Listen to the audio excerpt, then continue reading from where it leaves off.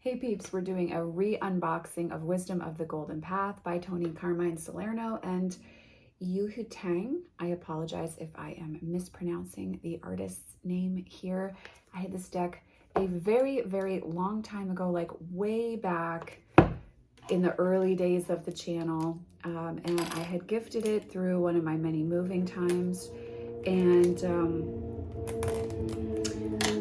I have just really been feeling the call to work with this deck, and I was talking with a viewer. I think we were messaging about something, or I had mentioned it on the channel, and they were like, "Yeah, you should really get it again." And I was like, "You know what? You're right. I really should. I miss the artwork in this deck, and I miss." This deck has a really special vibe, so we'll see if I still connect with it the way that I did back in the day. You know, it wasn't like at ride or die level for me, but I did feel like it was a really beautiful, beautiful deck. So, and that the clarity it brought in readings was wonderful. So it's now a matte box. It used to be shiny. It's published by Blue Angel. And the back says, rise above your problems and see things from a higher perspective with this sensitively crafted oracle set from best-selling author Toni Carmine Salerno and fantasy artist Yuhi Tang. The handy guidebook includes helpful instruction on how to give and receive accurate readings for clarity and practical guidance on present and future situations.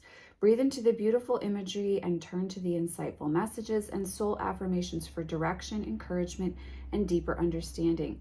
Wisdom of the Golden Path will set you on a journey of positive transformation that will empower you and help you rediscover your authentic self and fulfill your highest potential. Inside of the box is like a gold. At first I was like, is that like a cardboard? But no, it's actually a gold. It's like a sprayed gold tone. Oh, okay, wow. The backing looks different. It's matte now. I think there's like more of a border on the cards. Oh, I don't know if I like that. See, this is when I really regret gifting first editions. I will not swear on camera. I'm trying to work on that.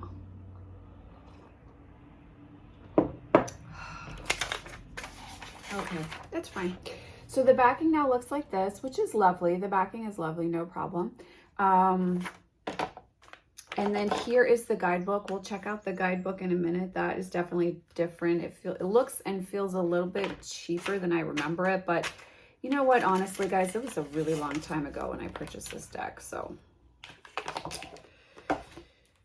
All right, the artwork is still gorgeous. I do think I'm going to trim the borders. I can tell you that immediately. It's definitely a nice flat matte, very, traditional Blue Angel size, like very similar to Le Vampire. I love the artwork in this deck, so that is not going to be a problem for me. I do kind of miss, I won't lie, kind of miss the shininess of the first edition.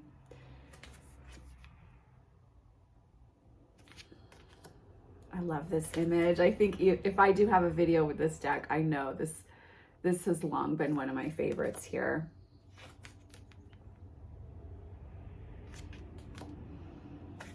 Yeah, I love this one. I'm not so obsessed with the mermaid images, but it's more just because I'm not really a mermaid girl in general. More of a werewolf, vampire girl, if you couldn't tell. But yeah, this deck is so beautiful. Oh, I'm really, really glad to have this back in my life. And I still feel a little bit scarred from the Wild Woman Rising unboxing, so this is nice. I'm like, okay, I know this is gonna be good. I don't have to worry that I'm gonna have a terrible experience. Yeah, I love Good Fortune.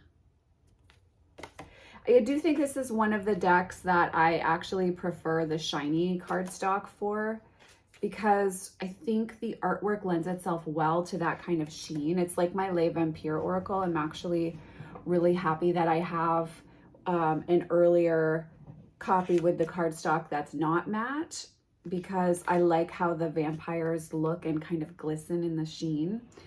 So I will say that I do wish that this was the older cardstock, but in general, and over the years, I've said so much about wanting matte cardstock on this channel that I cannot really complain.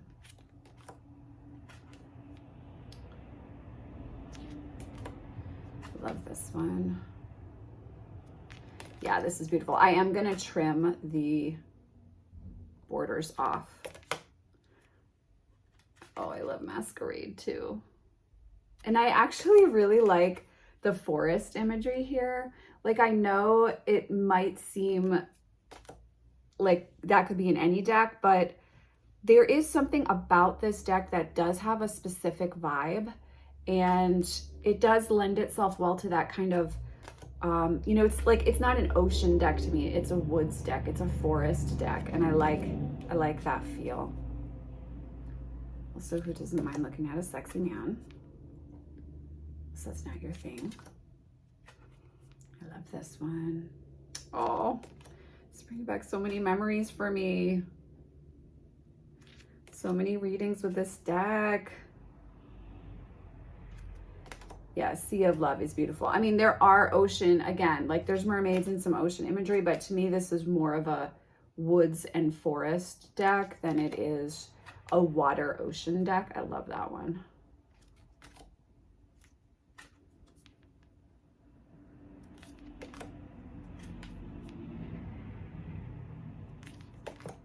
And I love this one. Love this one. Here's the cover image. Timeless Earth. You know, I guess like I should say too, it's got that air quality, doesn't it? It's kind of like air and earth energy, isn't it? And you can tell from the card titles that it's going to lend itself very well to like romance or relationship readings. If I recall correctly, I think this deck lends itself well to those kind of very practical questions that we all have, whether it's relationship related or career related. And so this deck really does work very well for that. I'm really glad that I repurchased it. I think I spent like 22 or 23 bucks on it. I purchased it on Amazon. I'll put the link below as always. And I think it was like $25.95 that was listed on the packaging, but I'm pretty sure Amazon had it for a little bit cheaper. Let's talk about the guidebook now. You know, Tony isn't necessarily my favorite deck creator. Yeah, oh, he literally says it's the aim of the deck is to provide practical guidance for everyday issues in life. Well, they definitely hit the nail on the head with this one. You've got some card spreads, a one-page introduction, and then you get into the messages. So you've got like a nice full paragraph here, some affirmations, black and white card reproduction. You know, I think it's great to get started with. And I would say if you really are trying to build a relationship with this deck, or if you are new to doing readings, get a specific journal or, you know, book of shadows or whatever you want to call it that you set aside just for this, and build your own card meanings off of how you intuitively feel when you pull the cards. This is a really great deck for building that kind of working relationship with, because the guidebook does kind of give you so much, I guess, creative freedom, we could say. This is a really great deck that lends itself well for that. So if that's something you are wanting to explore in your path, this is, I think, a deck that's very friendly for that process. I do think it's great for that, for those practical things and giving you real advice, you know, real life advice. And it's not that it's not a spiritual deck, but for me, and at least for how I read with it before, and I still have the same feeling as I'm looking through the images now, it's more of an earth path deck than it is like a really deep spiritual journey type of deck.